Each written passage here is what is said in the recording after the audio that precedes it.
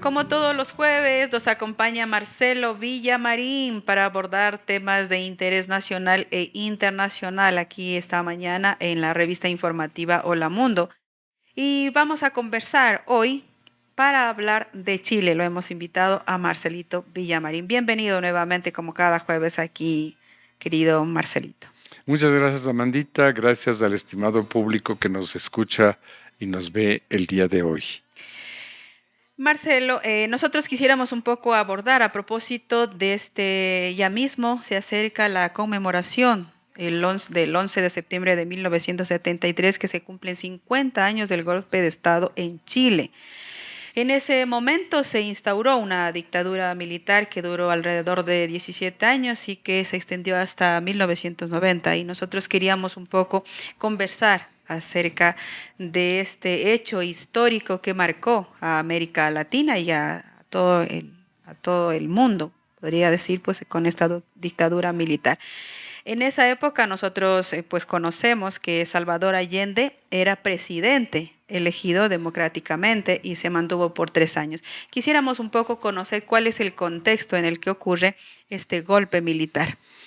Bueno, sí, efectivamente, pues es medio siglo de este acontecimiento realmente nefasto para la democracia latinoamericana en general, para la democracia chilena, puesto que se rompió de una manera violenta la Constitución de la República de Chile, se instauró una dictadura militar que violó sistemáticamente los derechos de los ciudadanos, y no solo eso, en definitiva, en manos de la dictadura de Pinochet fallecieron una gran cantidad de personas que fueron violadas, mutiladas, torturadas, etcétera. Es decir, que este proceso de la dictadura chilena realmente ha sido muy nefasto para la democracia latinoamericana. ¿Nos podrías un poco como ampliar en qué contexto ocurre este golpe de Augusto Pinochet? Porque nosotros sabemos que Augusto era comandante general del Así es. gobierno de Allende. ¿Qué pasó? ¿Qué pasó en ese momento? Porque mucha gente también especula que Pinochet fue asesinado por el golpe en ese momento de las tropas militares, pero otros dicen que se suicidó. ¿Cómo ocurrió este hecho de lo que tú Bueno, conoces? para empezar es necesario tomar en consideración cómo es que Allende asume el poder. Ujú. En primer lugar, se dan las votaciones que normalmente se dan en todas partes, como las votaciones que estamos viviendo ahora, solo que en ese caso, en la primera vuelta, digamos, Allende había logrado un porcentaje muy elevado frente a su contrincante, que era el conservador Jorge Alessandri.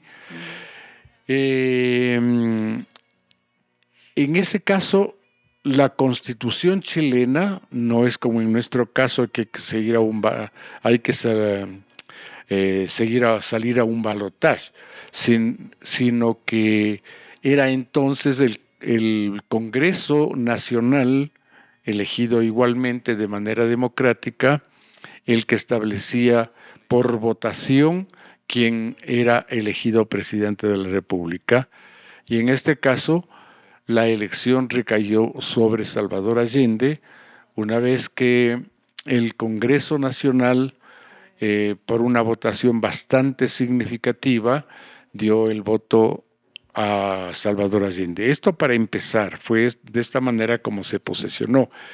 Luego, esto ocurrió en 1970 y claro, inmediatamente las fuerzas comenzaron a moverse porque el plan de gobierno de Allende era un plan muy ambicioso que estaba articulado básicamente digamos, en torno a la nacionalización del cobre, que era y sigue siendo el producto más importante para la economía chilena.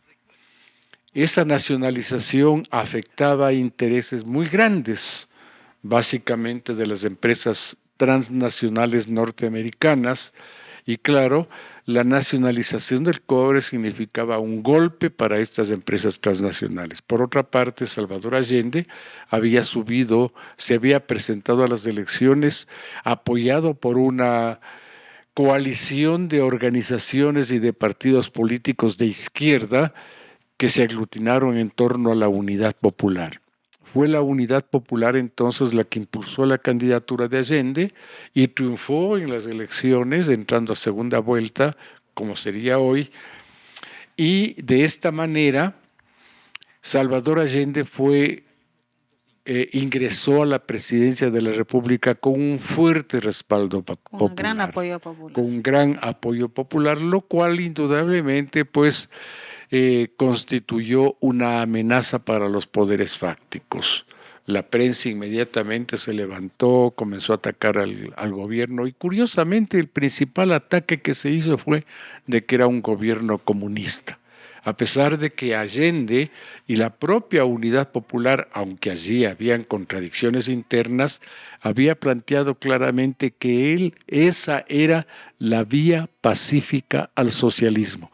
Pero claro, oír socialismo para los sectores de derecha, en aquel entonces sobre todo, mucho más que ahora, era como oír el demonio. No les hacía ninguna gracia, el término en sí, comunismo, era un verdadero fantasma para la derecha, para los sectores conservadores, y por lo tanto tenían que ponerse de todas formas. Identificaron entonces este programa de Salvador Allende, fue identificado con un programa o digamos una idea que tenía la gente sobre el funcionamiento de la Unión Soviética. Inmediatamente se calificó de comunista y por lo tanto comenzó una persecución tenaz en general. No lo dejaron gobernar. ¿Cómo fue cómo actuó en esa época la oposición? Porque hoy conocemos, hay documentales, películas, libros que se han leído muchísimo de la actuación de Estados Unidos y también de los medios de comunicación para derrocar a Allende. Por supuesto, desde el principio comenzó el boicot, empezando por el boicot económico, aprovechándose de que indudablemente se produjo un proceso inflacionario, porque Salvador Allende lo primero que hizo fue impulsar la obra pública, impulsar la obra social, subir los sueldos de los trabajadores, etcétera, hacer la inversión pública, todo lo cual indudablemente incrementó el presupuesto del Estado, ¿no? Lo segundo que hizo fue no sé si llamar negociar, pero en todo caso estableció un mecanismo que afectó definitivamente a los propietarios del cobre y eso con el objeto de obtener los recursos necesarios para el presupuesto del Estado, ¿ya? Y finalmente, pues los grandes comerciantes, los grandes empresarios vieron con malos ojos motivados fundamentalmente por el prejuicio, como acabo de mencionar hace un ratito. El comunismo en aquel entonces seguía siendo el cuco mucho más de lo que es ahora, seguía siendo el cuco y por lo tanto cualquier cosa que huela a comunismo era inmediatamente perseguida, no solo en términos físicos, sino ideológicamente. Había digamos, un consenso generalizado en determinados sectores de rechazo a lo que era el comunismo. Sin embargo, lo que había planteado Salvador Allende era un proceso de transición pacífica hacia el comunismo, hacia el socialismo, porque el comunismo estaba identificado justamente con los procesos de transición violenta. Estos procesos de transición violenta que en muchos casos fueron absolutamente necesarios debido a las condiciones de la fuerza, claro, debido a la fuerza que tenían los sectores de la derecha. Sin embargo, la propuesta de Salvador Allende fue una transición pacífica y de hecho lo que estaba haciendo todo estaba trabajando en el marco de la democracia. Sin embargo, como digo, pues eso no fue bien visto y comenzó un boicot sistemático por parte de los sectores de la producción Las empresas cerraron sus puertas, prefirieron desperdiciar productos, desabastecieron la ciudad de Santiago, que es la capital, y eso generó más el pánico, el malestar, etcétera.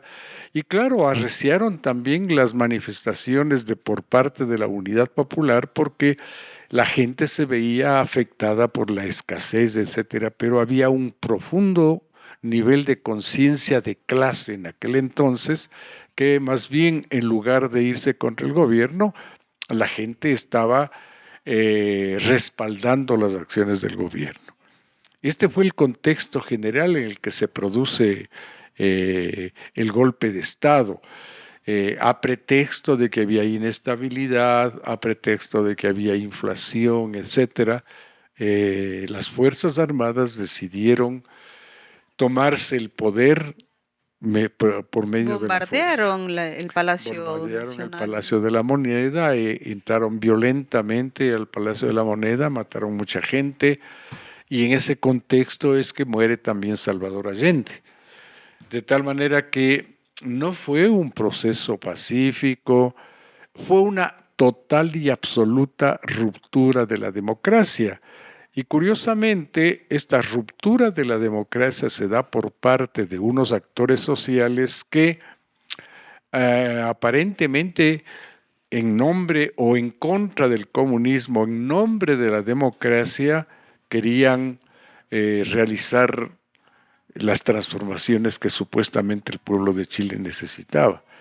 Y Pinochet fue uno de los primeros en impulsar el neoliberalismo en América Latina. Fue el primer país en donde se concretizaron los principios del neoliberalismo que habían venido siendo trabajados de mucho antes. Últimamente hemos estado nosotros aquí en la revista informativa Hola Mundo hablando de estas últimas condenas del asesinato, por ejemplo, de Víctor Jara, y así sistemáticamente se persiguió, se asesinó, se desapareció. Se habla de más de 40.000 víctimas, más de 3.000 desaparecidos. ¿Cuál fue la actuación de esta dictadura en Chile? La dictadura entró a sangre y fuego. O sea, definitivamente no hubo, sobre todo los sectores que estaban ligados de alguna manera a manifestaciones culturales, como el caso de Víctor Jara, por ejemplo, que eran de rechazo a lo que era al sistema establecido, manifestaciones culturales que tenían que ver con el cambio de las condiciones en las cuales vivía la gente. O sea, en definitiva, hubo un notable desarrollo de la conciencia social en términos de la conquista y defensa de sus propios derechos. Ese era el aspecto fundamental, pero eso fue considerado por la dictadura como diríamos, pues como un delito. En definitiva, los jóvenes, los obreros, quienes estaban de alguna manera ligados o estaban relacionados de alguna forma con lo que ellos llamaban el comunismo, eran asesinados de una manera brutal, sin que medie ningún juicio, sin la mediación de ningún procedimiento legal, etcétera, ¿no? De tal manera que sí, lo que dicen las estadísticas, oficialmente dicen 3.000 muertos, pero en la práctica organismos internacionales que han hecho las investigaciones profundas señalan que efectivamente hubo alrededor de 40.000 muertos en este golpe militar. Y todavía personas que siguen desaparecidas y sus madres y sus padres todavía le siguen buscando, ¿no? Por supuesto, tanto en Argentina fue una cosa terrible el desenvolvimiento de estas dictaduras, como en Chile en el caso de Pinochet, hubo muchos desaparecidos y las familias han vivido hasta hoy, en definitiva, exigiendo que justicia y además de eso, que por lo menos se haga conocer dónde están los restos, qué pasó con los familiares, hijos, madres, padres, etcétera, que fueron detenidos por la dictadura de Pinochet. ¿Qué lección nos puede dejar esta? Porque te das cuenta que si nosotros analizamos algo parecido, todavía se sigue instalando esa manipulación a las sociedades, a la gente, al pueblo. Todavía se sigue manipulando a la gente de pensar de que este modelo, como tú dices, se inauguró el modelo neoliberal con Pinochet en Chile y después se experimentó cómo podría funcionar este modelo de Estado. ¿Tú ves algo parecido que está ocurriendo aquí? Bueno, primero para empezar, Ujú. como te decía anteriormente, el modelo neoliberal comenzó a imponerse precisamente con Pinochet, porque el modelo neoliberal realmente para que funcione necesita de un gobierno autoritario, porque es la única manera como puede reprimir a las organizaciones sociales opuestas a ese modelo y que reclaman sus derechos, ¿no? Por lo tanto, lo primero que tienen que hacer, en definitiva, las dictaduras, en este caso la dictadura de Argentina, la dictadura de Chile, es reprimir a la población por un lado, pero por otro lado también eh, desarrollar una serie de mecanismos que permitan la imposición de este modelo en términos puramente formales. Hemos oído a lo largo de los tantos años que Pinochet fue presidente del famoso milagro chileno. Sí, sí, sí, Se modelo supone, exitoso. se supone que Pinochet impulsó un modelo exitoso, se supone que Pinochet impulsó un milagro realmente porque, claro, lo que ocurre es que los indicadores económicos se dispararon frente a la represión, frente al silenciamiento de todas las voces de la sociedad. Nadie podía decir absolutamente Claro. nada porque inmediatamente era fusilado, era encarcelado, Había etcétera. violaciones sistemáticas, Violación sistemática de violación todos de los los derechos derechos humanos, humanos, la libertad de totalmente. expresión. Totalmente. Entonces, frente a eso, claro, los indicadores económicos, macroeconómicos subieron. El producto, ya, la restricción inclusive del gasto público, el Estado hasta rebajó sueldos, no se pagaban eh, digamos, los servicios sociales, etcétera. Es decir, hubo indudablemente una especie de ahorro, diríamos así entre comillas, por parte del Estado, lo cual Ujú. bajó notablemente la inflación y por otra parte esa, esa restricción del gasto público dio como resultado indicadores como el Producto Interno Bruto, por ejemplo, indicadores que se dispararon. Y Y era que le hacían lógico. ver que es como un modelo Entonces, que sí esto está era un modelo funcionando. exitoso porque a los organismos internacionales y a todo el mundo y a los economistas, ¿qué les interesa? ¿Cómo miden el desarrollo? Miden a través de esos indicadores macroeconómicos que son puramente formales. Y así el Producto Interno Bruto ha crecido 10 puntos, entonces es una maravilla. Y no importa que la gente realmente se muera de hambre, que crezca la pobreza, que crezca la miseria, que haya un proceso de redistribución del ingreso en favor de los grandes empresarios, de los grandes propietarios, que es lo que precisamente ocurrió. Un proceso de redistribución del ingreso que alimentaba el bolsillo de los ricos y que favorecía notablemente a estos sectores. En tanto que al poner altas restricciones a los salarios, a los sueldos, etcétera, la gente vivía muy mal. Entonces, era como una cáscara, como una Una burbuja. cobertura, una burbuja, la que se vivía en Chile, una prosperidad enorme con la dictadura de Pinochet. Pero claro, raspando un poquito se veía que la gente vivía en pésimas condiciones de vida. Estaba en las peores condiciones porque no había alimentos, no había dinero, no había circulación, etcétera, etcétera, que fue una de las consecuencias precisamente de la aplicación de las medidas neoliberales.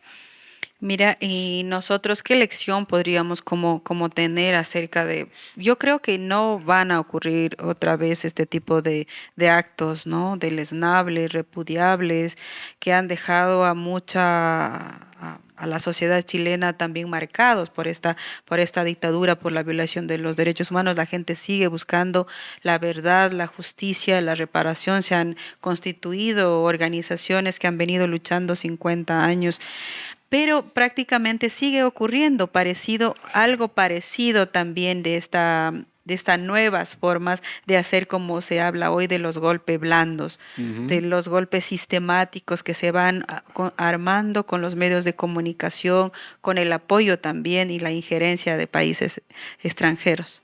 Claro, efectivamente en los últimos tiempos ya no, desde la misma, desde los Estados Unidos de Norteamérica, el gobierno de los Estados Unidos, se ha impulsado ya una política que realmente es renuente a las dictaduras militares. Ahora es muy Ujú, difícil que el gobierno de Estados Unidos apoye una dictadura militar, pero se han creado otros mecanismos, ujú. unos mecanismos mucho más efectivos todavía, ¿no? El caso, por ejemplo, eh, de la persecución a los De políticos, lawfare. el lawfare que ha estado en boga en el Ecuador durante los últimos tiempos, en fin, una serie de elementos que en realidad llegan a tener los mismos resultados. En el caso del Ecuador hemos visto claramente, por ejemplo, que o sea, primerito hay que entender que en el neoliberalismo como principio, ese proceso de redistribución de la riqueza es exactamente igual o mejor todavía que el que se dio en el Chile de Pinochet. Ujú. Es decir, que se establecen una serie de medidas, se fortalece la propiedad privada, se se limitan, por ejemplo, los impuestos, inclusive se eliminan impuestos en determinados productos a pretexto de la inversión nacional, etcétera, etcétera, que permite una mayor acumulación de capital. Pero ese capital se redistribuye en función de los intereses de los grandes propietarios y no en función de los intereses de las mayorías sociales. A pesar de que estamos viviendo en un estado democrático, sigue ocurriendo esa intervención de estos poderes fácticos en la institucionalidad y en el Estado que debe estar beneficiando los derechos de las personas. Por eso es más efectivo. El liberalismo hoy por hoy en el marco de la democracia representativa es mucho más efectivo que lo que fue en el marco de las dictaduras militares como en el caso de Pinochet.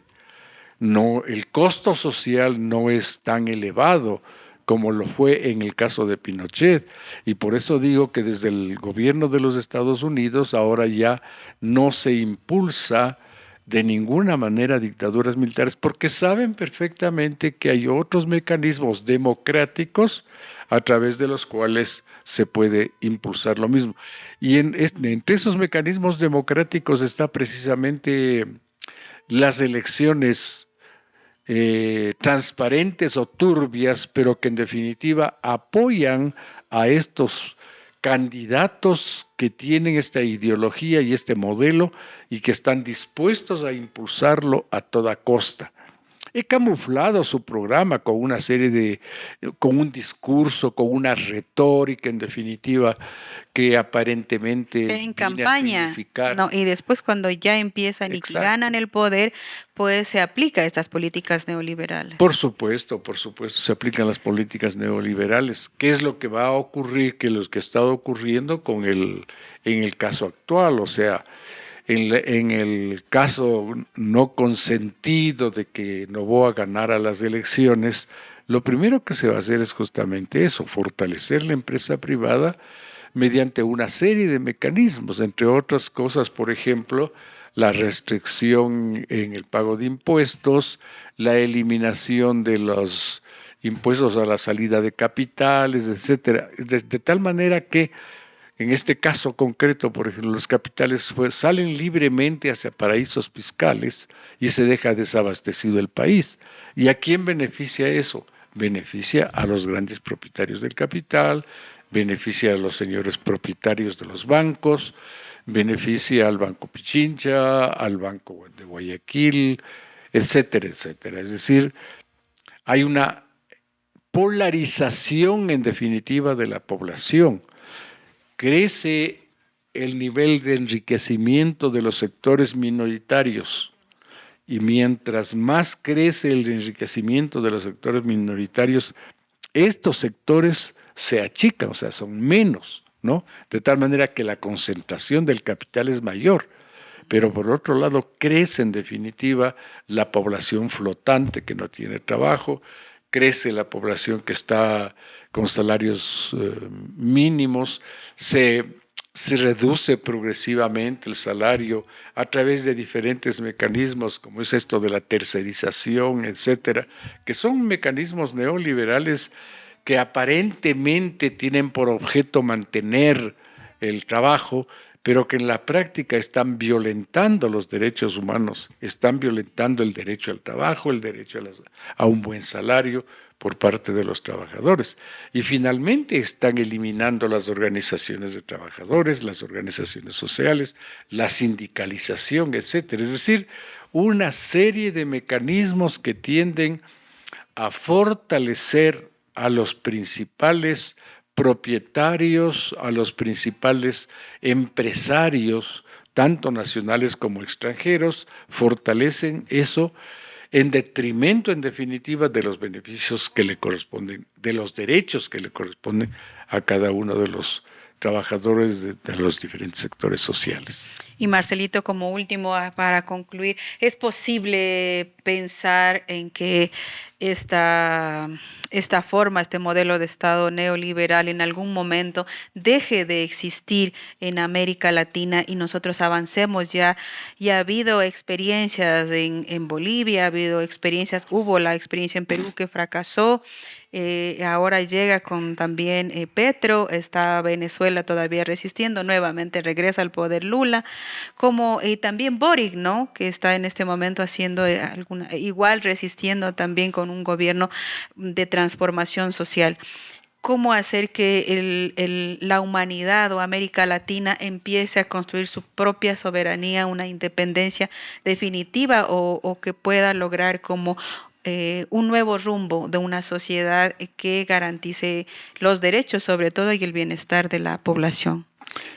Bueno, el secreto de eso está en la política, ¿no? Uh-huh. ¿Qué es la política? No es otra cosa más que el espacio de disputa de poder. Aquí nos estamos disputando el poder no solamente en el campo de las elecciones, estamos disputando el poder en todos los aspectos. Por eso es importante el crecimiento de los sujetos sociales que están defendiendo precisamente los derechos humanos, los derechos sociales, y que están en contra del neoliberalismo, ¿ya? Frente a aquellos sectores que están promoviendo precisamente todo lo contrario. De tal manera que en este espacio de disputa de poder, el secreto es fortalecer las organizaciones sociales, su participación activa desde todo punto de vista, y en el caso concreto de la participación electoral, indudablemente hacer una elección que tenga como objeto el fortalecer su propia organización, el dar satisfacción a sus necesidades, es decir, construir un nuevo tipo de Estado centrando en las necesidades de la población, en las necesidades de la gente y no centrado en la acumulación de capital. La gente tiene que ya entender, en definitiva, que hemos vivido por lo menos 7 años de desbarajuste total, de desinstitucionalización. Hemos vivido 7 años en los cuales hemos ido caminando para atrás y para atrás. Los trabajadores sin derechos, se nos ha ido conculcando los derechos a los diferentes sectores y ahora, bueno, yo creo que ahora tenemos la oportunidad de dar un paso significativo adelante, justamente para neutralizar las propuestas del neoliberalismo y afirmar más bien aquellas propuestas que tienen que ver con el fortalecimiento de la sociedad civil. Ok. Muchísimas gracias, estimado Marcelito. Pues qué gusto tenerte aquí en esta mañana de este jueves 7 de septiembre. Muchísimas gracias, Marcelito. Hasta la próxima con nosotros y hasta el próximo jueves.